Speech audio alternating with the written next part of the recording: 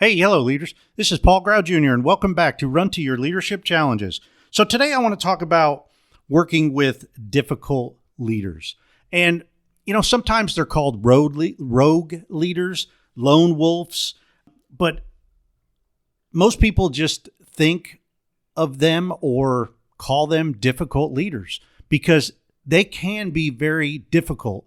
But today's episode is going to talk about the cons and the pros. So the benefits and the drawbacks of having a difficult leader, either that you're working for or working with or, working somewhere in the organization. And it's also going to teach you, how to work with these difficult leaders and to utilize their talents and get the most out of them for the good of everybody. So it goes back to the vault. This is season 1, episode 102 originally, and I call it now Working with Difficult Leaders. Here we go. Hello, leaders. Have you ever worked with a leader either directly or alongside them that thought they knew everything in the world and never asked for guidance, help, or ideas from anyone else?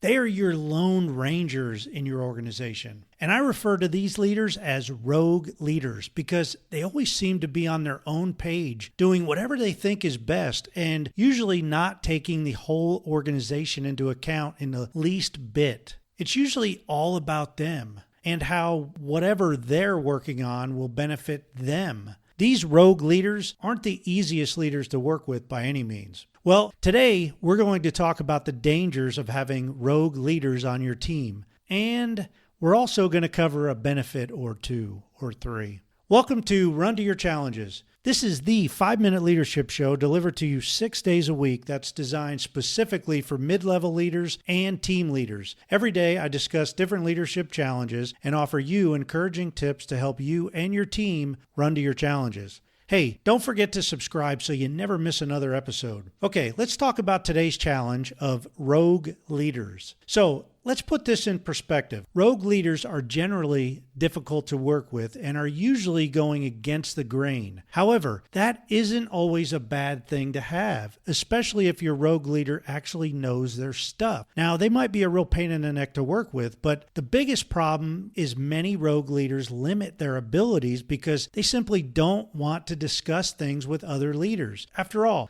they are usually always right? Just ask them, they'll tell you. So I've put together 2 lists. One list is the dangers of having a rogue leader on your team, and the other one is the benefits or the possible benefits of having a rogue leader on your team. So here's the possible dangers of a rogue leader on your team. Number 1, rogue leaders are usually in it for themselves. And quite frankly, they're not very good team players, as in not good at all. Except, of course, if there's a team of rogue leaders, like in, the Star Wars movie, Rogue One. Okay, let's get on. Number 2, rogue leaders may not conform to team norms or organizational policies. Rogue leaders usually like doing things their way and only their way. Number 3, rogue leaders may not seek differences of opinion. As stated in number 2, it's usually their way or no way. So it kind of limits their abilities sometimes.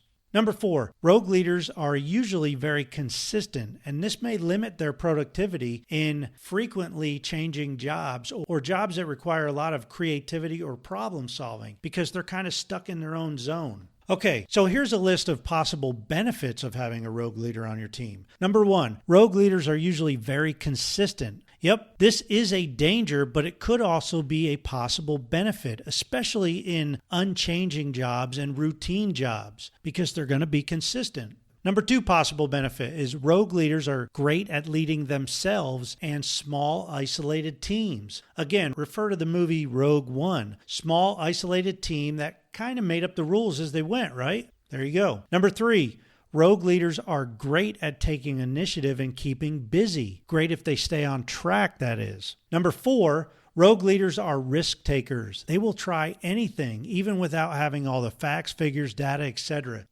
So, okay, I just covered 2 lists, the dangers of having a rogue leader and the possible benefits of having a rogue leader. So here's a few tips to consider if you have a rogue leader to get the most benefit and productivity out of them. Number 1, dedicate time mentoring them. molding them, utilizing them where they can work by themselves, and even mentoring your younger rogue leaders. Number 2, include them in policy changes and improvements. There's no doubt rogue leaders have their own ideas and thoughts, so use that for good. Number 3, share the benefits of teamwork with them. Pair them up with team members who complement their way of thinking. Get them in a mastermind group with a variety of thought leaders. They may not enjoy this at first, but they may begin to see the benefits after a short while. Well, hey, that's it for today.